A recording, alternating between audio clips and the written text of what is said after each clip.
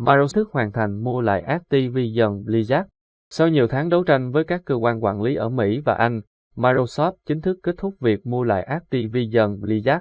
Microsoft cuối cùng đã hoàn tất thương vụ mua lại Activision Blizzard trị giá 68,7 tỷ đô la. Sau nhiều tháng đấu tranh với các công ty game đối thủ và cơ quan quản lý, Microsoft đã chính thức đưa Activision Blizzard về dưới sự bảo trợ của mình, thương vụ mua lại lớn nhất của cả khổng lồ công nghệ cho đến nay.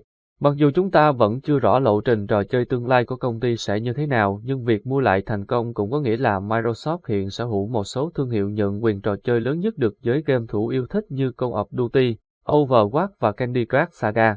Trở lại khi nhà sản xuất Xbox lần đầu tiên công bố ý định mua Activision Blizzard, một số bên liên quan trong ngành đã lên tiếng phản đối thỏa thuận trị giá 68,7 tỷ đô la, đặc biệt là những cái tên như Sony, Ủy ban Thương mại Liên bang, FTC và Cơ quan Thị trường và Cạnh tranh Vương quốc Anh, CMA.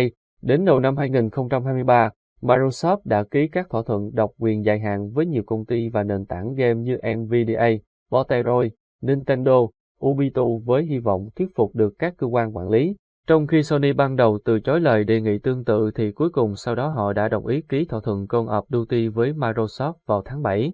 Tiếp theo đó là việc Microsoft nỗ lực giành được sự ủng hộ của cơ quan quản lý, đặc biệt là CMA.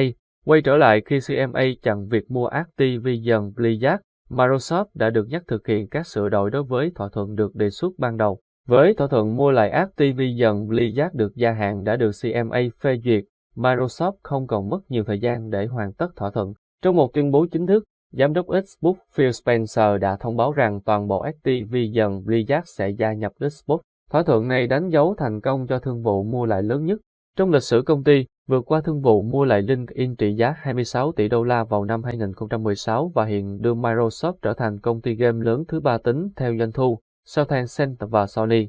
Ngoài ra thành công này cũng có nghĩa là Microsoft hiện sẽ đưa các trò chơi Activision Blizzard lên Xbox Game Pass. Phil Spencer cho biết trong tuyên bố của mình, hôm nay, chúng tôi bắt đầu công việc đưa các thương hiệu game Activision, Blizzard và King được yêu thích lên Game Pass và các nền tảng khác.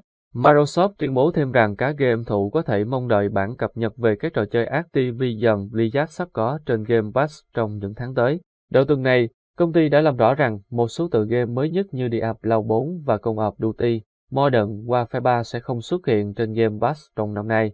Ngoài ra, có tin đồn cho rằng các tựa game Call of Duty cũ hơn có thể sẽ ra mắt trên Game Pass sớm hơn. Nhờ việc mua lại thành công, Microsoft sẽ bổ sung thêm 9 studio nữa vào Xbox Game Studios từ Blizzard, trong khi chi nhánh kinh của họ sẽ đưa các studio từ hơn 11 địa điểm đến. Với hơn 8.500 nhân viên, Activision hiện là một phần của nhà sản xuất Xbox. Game thủ cũng cần lưu ý rằng giám đốc điều hành của Activision Blizzard là Bobby sẽ vẫn nắm quyền điều hành cho đến cuối năm nay. Bắt đầu từ đầu năm 2024, công ty sẽ bổ nhiệm giám đốc điều hành mới, người sẽ chịu trách nhiệm báo cáo các hoạt động công ty với Phil Spencer. Mặc dù Bobby sẽ ra đi với khoản tiền khổng lồ kể từ khi thỏa thuận kết thúc, nhưng cũng sẽ rất thú vị để xem cách Microsoft xử lý các vấn đề nội bộ của Activision trong tương lai.